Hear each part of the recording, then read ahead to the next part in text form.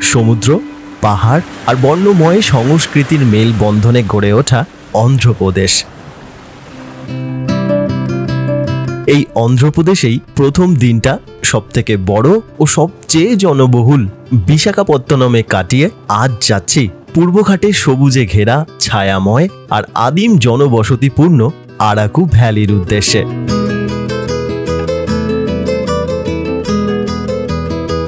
ভাইজ্যাক থেকে পাহাড়ি রেল পথে আরাকু ভ্যালি পৌঁছানোর মজাই আলাদা, অনেকটা এই পথ যদি না শেষ হয় এর মতো।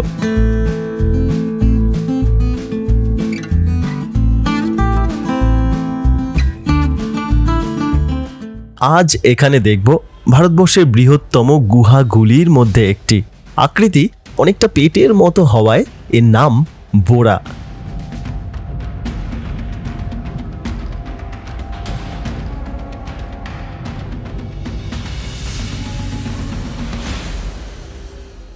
বোরা গুহা থেকে কিছুটা দূরেই রয়েছে একটি সুন্দর ঝর্ণা।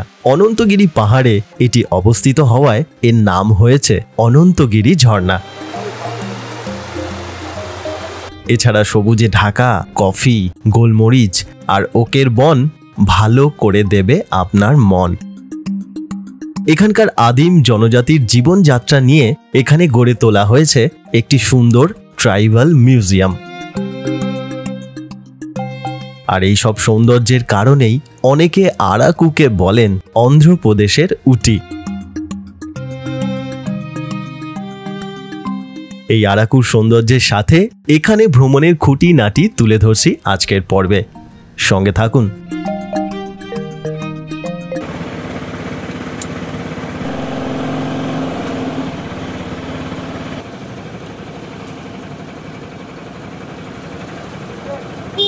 সুপ্রভাত। ভাইজ্যাক ভ্রমণের আজকে দ্বিতীয় দিন। আজকে যাচ্ছি আরাকুর উদ্দেশ্যে। ভাইজ্যাক শহরটাকে আপনারা একবার দেখুন কেমন। একদিকে সমুদ্র, সমুদ্রের সাথে পাহাড়, আবার আলাদা করে পাহাড়। মানে এখানে কিছু কিছু জায়গা এমনও আছে যেখানে সবসময় মেঘ থাকে। আবার দেখুন প্রত্নতাত্ত্বিক নিদর্শনও কত রকম আছে। তা আজকে আমি জেলার পরিবর্তন করছি। আমি বিশাখাপত্তনমে ছিলাম, আমি আজকে আল্লুরি সীতারাম রাজু যে ডিস্ট্রিক্ট আছে সেই ডিস্ট্রিক্টে চলে যাচ্ছি। তো আরাকুতে আপনারা অনেক রকমভাবেই যেতে পারেন। আপনারা গাড়ি করেও যেতে পারেন অথবা ট্রেনে করেও যেতে পারেন। আপনারা যদি গাড়িতে করে যান সেক্ষেত্রে আপনাদের খরচ হবে 5,000 টাকার মতো। এখন তো রেট অনেক বাড়িয়ে দিয়েছে, আগে 3,500 টাকা ছিল, এখন 5,000 টাকার মতন করে দিয়েছে। আপনার হোটেল সংলগ্ন বা আরকে বিচ সংলগ্ন যে কোনো ট্যুর অপারেটর অফিস থেকে আপনারা বুকিং করে নিতে পারেন, বা আপনাদের হোটেলে বললেও হোটেল থেকে বুকিং করে দেবে। আর যদি আর একটা সহজ উপায় হচ্ছে ট্রেনে করে যাওয়া। ট্রেনে করে গেলে খরচও অনেক কম, সময়টাও মোটামুটি অনেকটা আপনাদের সেভিংস হবে। তো ট্রেনে করে গেলে কত খরচ হবে, কত সময় লাগবে, কিভাবে ঘুরবেন, কোন কোন জায়গাগুলো দেখা যেতে পারে, সেই সমস্ত তথ্য আজকে আমি আপনাদেরকে দেব। আপনারা সঙ্গে থাকুন।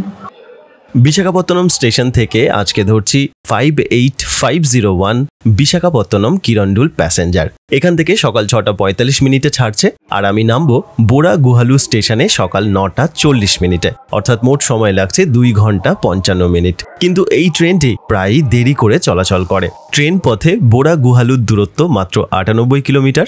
যাত্রাপথে মোট 9টি স্টেশনে এই ট্রেনটি দাঁড়াবে। সকালবেলার দিকে এই একটি মাত্রই ট্রেন আছে যেটি করে আপনারা আরাকু যেতে পারেন।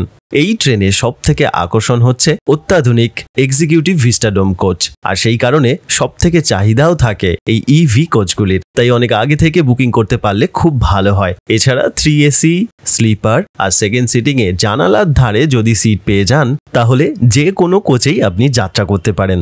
প্রকৃতি একই রকম সুন্দর লাগবে। আজকে এই ট্রেনে আমি স্লিপারে যাচ্ছি, ভাড়া একজনের মাত্র 100 টাকা।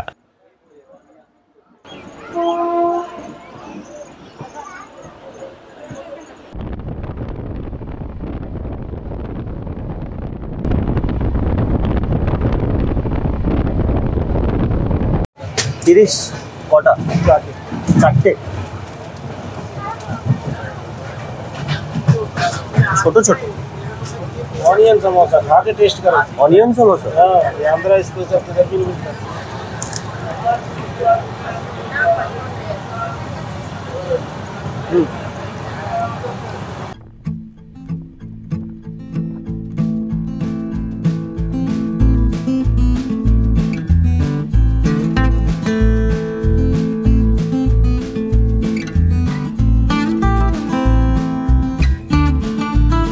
ইস্ট কোস্ট রেলওয়ের ওয়ালটেয়ার ডিভিশনে এই যে কোটাবালাসা থেকে কিরণডুল পর্যন্ত লাইন, এই যাত্রাপথে মোট 58টি টানেল পড়ে। এই সমস্ত পাহাড়গুলি পূর্বঘাটেরই অংশ। একটি পাহাড়ের সাথে অন্য পাহাড়কে যুক্ত করার জন্য মোট 84টি ব্রিজ এই পথে নির্মাণ করা হয়েছে। আজকে আমি যদি এই পথ দিয়ে আরাকু পর্যন্ত যেতাম, তাহলে আরাকুর আগেই শিমিলিগুড়া নামে একটি স্টেশন পড়তো, যার উচ্চতা সমুদ্রপৃষ্ঠ থেকে 3271 ফুট। এই স্টেশনটি একটি সময় ছিল দেশের উচ্চতম ব্রড গেজ রেলওয়ে স্টেশন। আজকে এই ট্রেনেই আমি আবার ফিরে যাব বিশাখাপত্তনম স্টেশনে।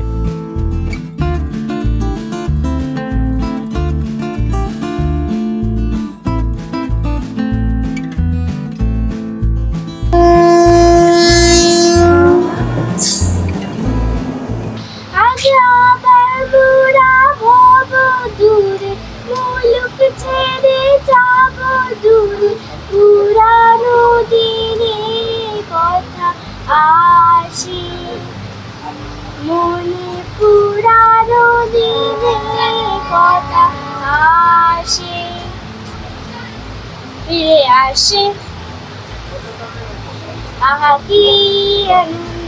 বাতাসে আকাশে আনন্দ আকাশে বাতাসে।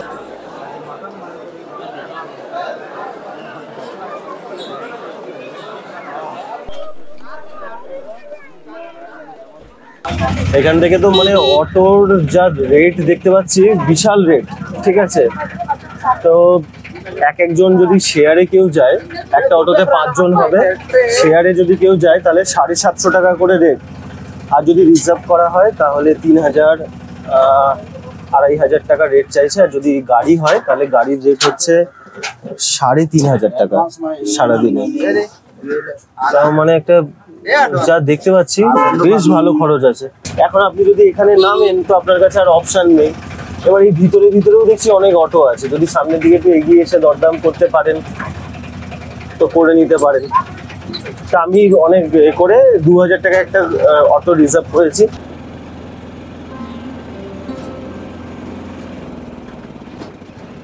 এইবার যাচ্ছি বোরা গুহা দেখতে।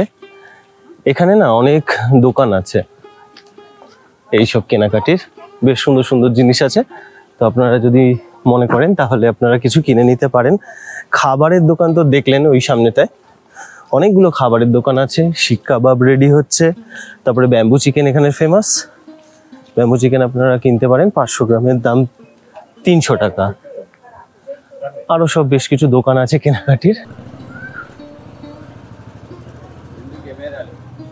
চলুন এবার একটা টিকিট করে নিই। টিকিট বলছে বড়দের 80 টাকা আর ছোটদের 5 থেকে 12 বছরে 60 টাকা। যদি আপনার কাছে ক্যামেরা থাকে ডিজিটাল বা স্টিল, তার জন্য টিকিট হচ্ছে 100 টাকা। তো 1807 সালে জিওলজিক্যাল সার্ভে অফ ইন্ডিয়ার উইলিয়াম জর্জ তিনি এই গুহাগুলো আবিষ্কার করেছিলেন। তো মনে করা হয় কি যে এখানে একটা স্থানীয় যে মানুষরা ছিলেন তাদের একটা গরু ওই গুহার উপরে একটা গর্ত ছিল, সে নিচে পড়ে গিয়েছিল। তারপর ওই খুঁজতে খুঁজতে এই গুহাটা আবিষ্কার করা হয়েছিল। আসুন একটা টিকিট করে নিই। আচ্ছা, গুহার টাইমিংসটা বলে দিই আপনাদেরকে। আপনারা সকাল 10টা থেকে বিকেল 5টা পর্যন্ত এই গুহায় প্রবেশ করতে পারেন। মাঝখানে একটা লাঞ্চ ব্রেক আছে, তো সেই লাঞ্চ ব্রেকটা হচ্ছে দুপুর 1টা থেকে 2টো। তার আগে আপনাদের টিকিটটা কেটে নিতে হবে, তাহলেই হয়ে যাবে।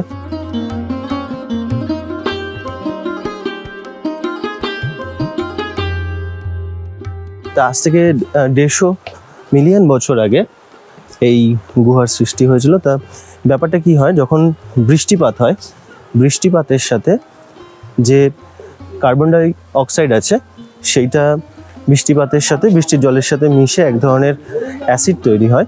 এবার ধরুন কোনো এই যে পাহাড় আছে, উফ কি বিশাল মুখটা, একটা পাহাড়ের মধ্যে যে চুনা পাথর বা ক্যালসিয়াম কার্বনেট যদি থাকে, সেগুলো ধীরে ধীরে ওই যে অ্যাসিডটা, ওই অ্যাসিডের সাথে বহু বছর ধরে ক্ষয়প্রাপ্ত হতে হতে সেগুলো এরকম গুহার আকার ধারণ করে।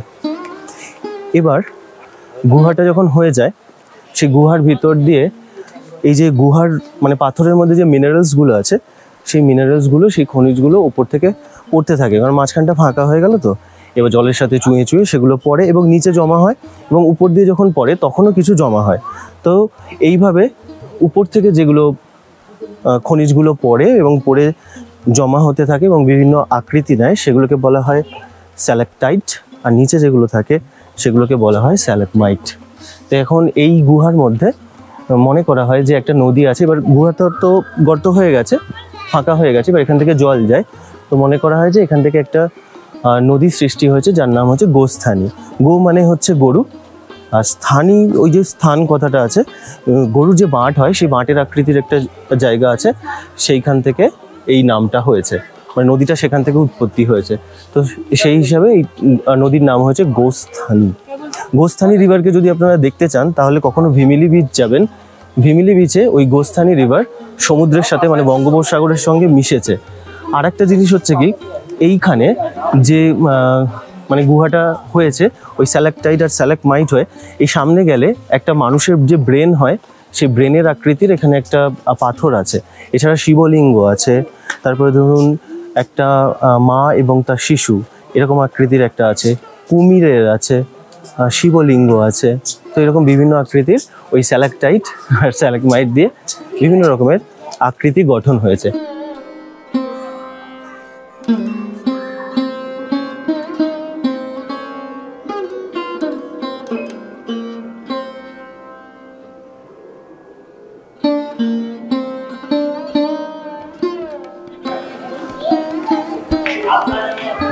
ওয়াও, এখানে কিন্তু সিঁড়ি আছে, তো সিঁড়ি থেকে নামতে কিন্তু খুব তত্তর করে নামা হবে, তারপরে ওঠাটা কিন্তু পুরোটা মানে টিকিট কাউন্টার পর্যন্ত। তো ধীরে সুস্থে ওঠা নামা করবেন আপনারা। এই দেখুন, এখান থেকে দেখতে পাবেন যে মিনারেলসগুলো বলছিলাম, ওই মিনারেলসগুলো ওখান থেকে কেমন পড়ছে। এখানে সব জায়গা থেকে মিনারেলসগুলো পড়ছে, যেমন ওপর থেকে পড়ে না তেমন নিচেও জমা হয়, সেগুলো আরো নিচের দিকে আরো খুব সুন্দরভাবে দেখতে পারবে। এই দেখুন না, এই দেখুন,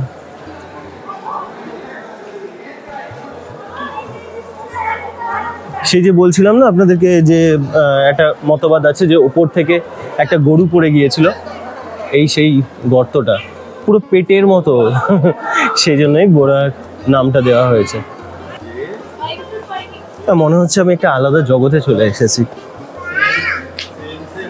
পুরো একটা আলাদা জগতে আছি। সেখানে ফটোগ্রাফির অপশন আছে।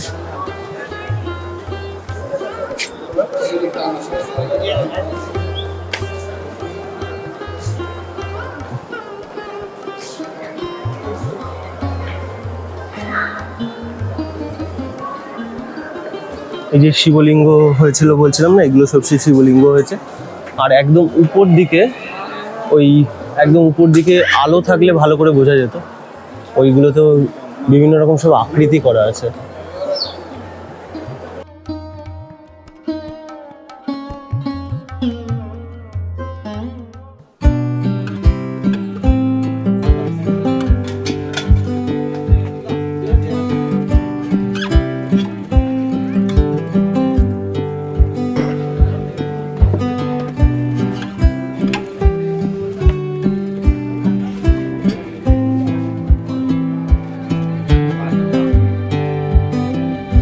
আপনি যদি চান তাহলে আপনি বিরিয়ানিও খেয়ে নিতে পারেন, বিরিয়ানিরও অপশান আছে। বিরিয়ানি খাবো না, এত কে খাবে। এই চিকেনটা দিয়েছে, এর সাথে লেবু আছে, পেঁয়াজ আছে, একদম জল ছাড়া এরা বানায়। আর এই এর যে একটু জল বেরায় সেটা আবার ওখানে দেখলাম বার করে দিল, দিয়ে এখানে শুধু চিকেনটা দিল, একদম ড্রাই, খুব গরম। একটুখানি খেয়ে দেখি কেমন।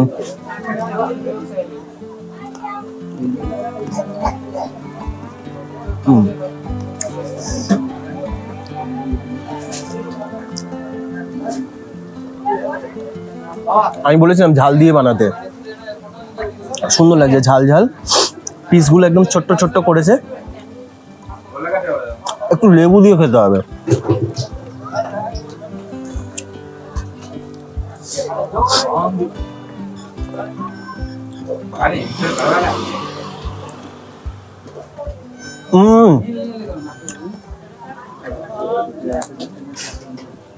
দারুণ খেতে, দারুণ। আগের বার খেয়েছিলাম তার থেকে এটা খুব ভালো এই দোকানটা। আমি আপনাদেরকে দোকানটার এটা দিয়ে দেবো, খুব সুন্দর করেছে। বলছে এটা কোনো জল দেবে না, কোনো তেল দেবে না, আর মশলাগুলো এখানে দেখালো। মশলা তো এখানে খুব ফেমাস, সমস্ত মশলা দিয়েছে, চিকেন মশলা দিয়েছে, আরও সব ওদের সব মশলা দিয়েছে, দিয়ে এটাকে তৈরি করা হয়েছে। যেহেতু বাঁশের মধ্যে দিয়ে তৈরি করছে, তো সেই জন্য মানে বাঁশ থেকে তো একটা জল বেরায়, তো সেটাতেই এটা সিদ্ধ হয়েছে। খুব অন্যরকম খেতে, খুব অন্যরকম।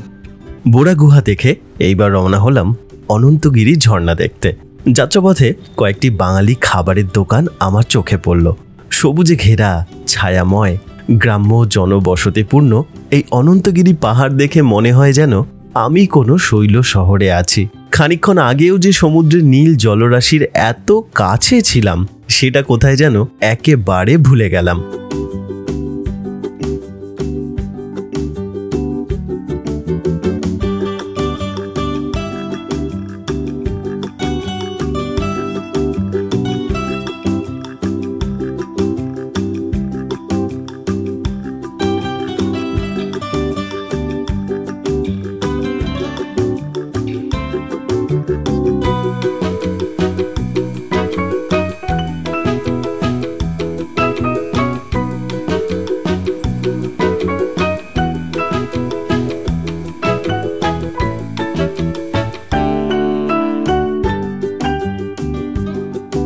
এইখানে আসার সঙ্গে সঙ্গে আবহাওয়াটা কিরকম পরিবর্তন হয়ে গেল।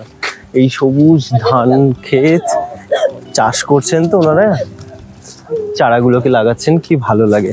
আচ্ছা, এই যে ঝর্ণাটা, এই ঝর্ণাটার নাম হচ্ছে থাটিগুড়া ওয়াটারফলস।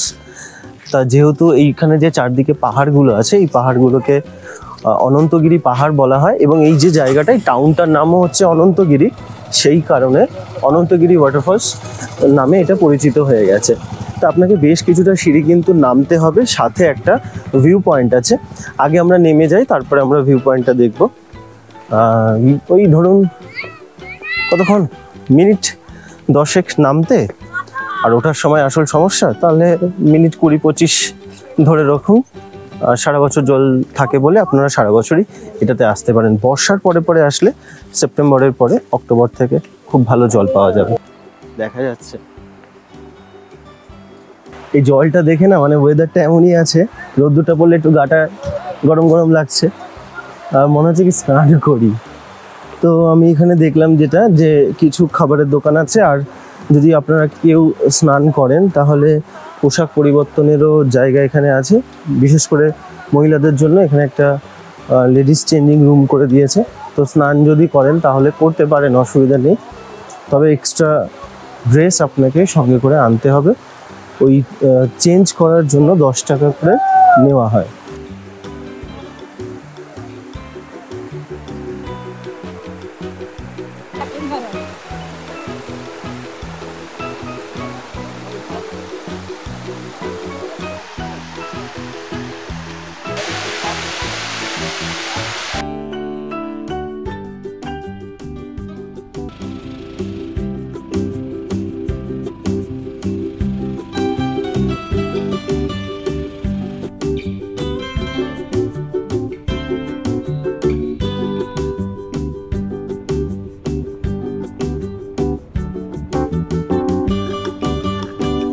এই কফি প্ল্যান্টেশনে চলে এসেছি।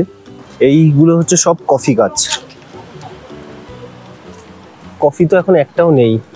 এর আগে আমি একবার এসেছিলাম বর্ষার দিকে, তখন সবুজ কফি দেখেছিলাম। দেখি যদি একটু উপর দিকে দেখা যায়। এইগুলো হচ্ছে সব গোলমরিচ গাছ। গোলমরিচ হয়েছে, দেখুন সবুজ সবুজ সব ঝুলছে। এই লম্বা লম্বা গাছগুলো হচ্ছে সব সিলভার ওক। পরিবেশটা দেখুন, দারুণ দারুণ, কি ভালো লাগছে। বসে থাকবো, কিছুক্ষণ বসে থাকবো এখানে, তারপর যাব। সব কফি গাছ, এগুলো সব কফি গাছ। এখানে না অনেক মশলা পাওয়া যাচ্ছে। আরাকুর মশলা তো এমনি খুব বিখ্যাত, আপনারা চাইলে এখান থেকে মশলা নিয়ে যেতে পারেন। এই দেখুন, এগুলো সব পোস্ত, এগুলো মনে হয় 20 টাকা করে প্যাকেট।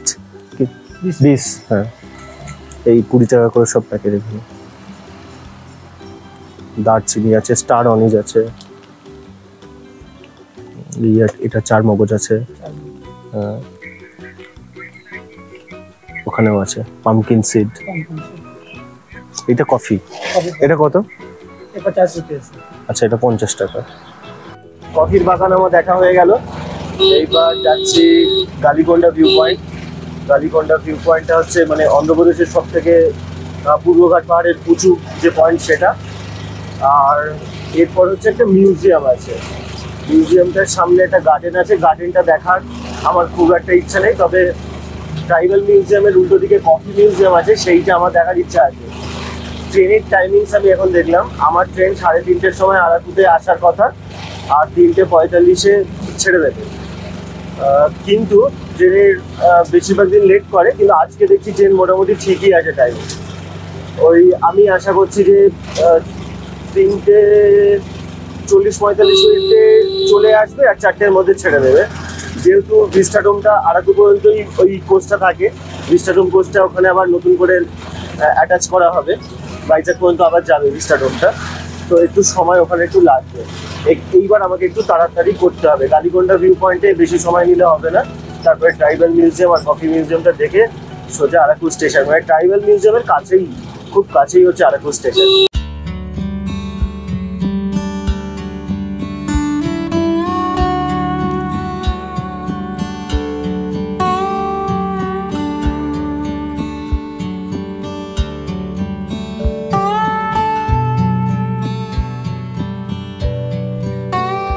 বিশাখাপত্তনম কিন্তু একদম অন্যরকম, বলুন, ভালো লাগে। মানে অনেক কিছু আছে, এমন নয় যে এই যে সমুদ্র মানে শুধু সমুদ্র, পাহাড় মানে শুধু পাহাড়, বেশ অন্যরকম। দেখুন ভিউটা কি ভালো লাগছে। এর উচ্চতা 4320 ফুট।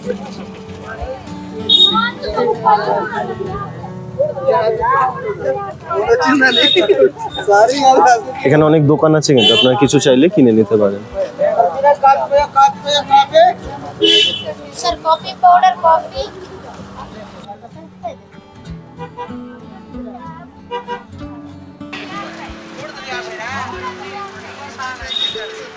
हाफ रेडी है? हाँ रेडी आप আচ্ছা, হাফ রেডি আছে আর হাফ রোস্ট করবে। এখানে ভুট্টা আছে 30 रुपया 30। আচ্ছা, এটাও 30 টাকা।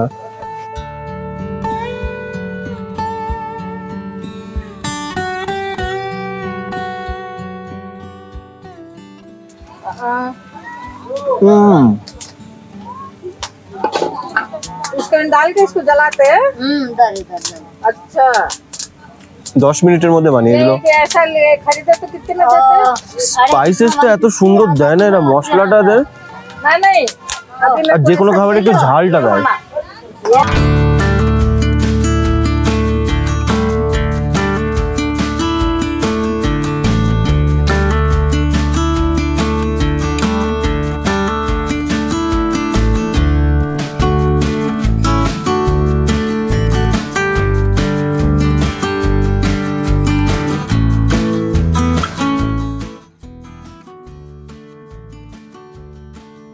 ট্রাইবাল মিউজিয়ামে চলে এসেছি। তো এখানে টিকিটের প্রাইস হচ্ছে বড়দের 60 টাকা, বাচ্চাদের 30 টাকা।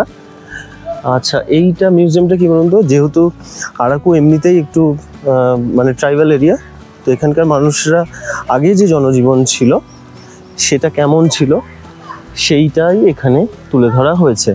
এখন আমার হাতে সময় 15 মিনিট, 15 মিনিটেই আমাকে ঘুরে দেখে নিতে হবে, কারণ বোরা গুহাতে অনেকটা সময় লেগে গেছে আমার, তারপরে খাওয়া দাওয়া করতে একটু সময় লেগে গেছে। তা যদি আর 15-20 মিনিট থাকতো, মানে আধা ঘন্টা যদি থাকতো খুব ভালো হতো, কিন্তু দেরি হয়ে গেছে, আর কি করা যাবে, তো ঝটপট দেখে চলে যাবো। এই সামনে একটা পার্ক আছে, পার্কটা দেখার আমার ইচ্ছে ছিল না, আমার ইচ্ছে ছিল এখানে একটা কফি মিউজিয়াম আছে সেটা দেখার, কিন্তু সে সময় হবে না।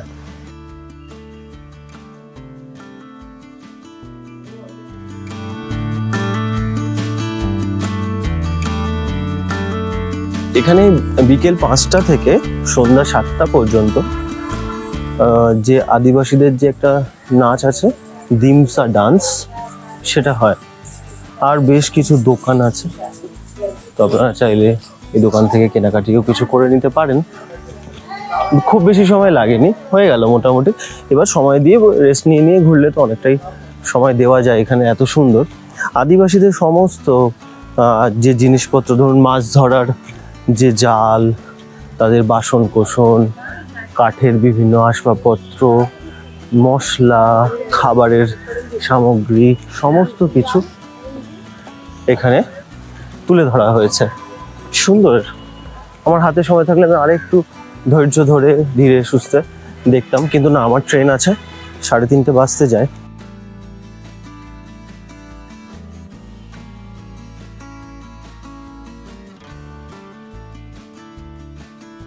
এখানে 3:30 সময়, আর ভাইজ্যাগ পৌঁছে দেয় হচ্ছে 8:45-এ। তা যখন আমরা আসার থেকে কিন্তু যাওয়ার সময় সময়টা বেশি লেগে যায়। আচ্ছা, ট্রেনের নাম্বার, যে ট্রেনটায় করে আমি এসেছিলাম 58501, ওখানে নাম্বারটা এখন চেঞ্জ হয়ে যাচ্ছে, 58502 হয়ে যাবে। সেই ট্রেনটায় করেই যাচ্ছি।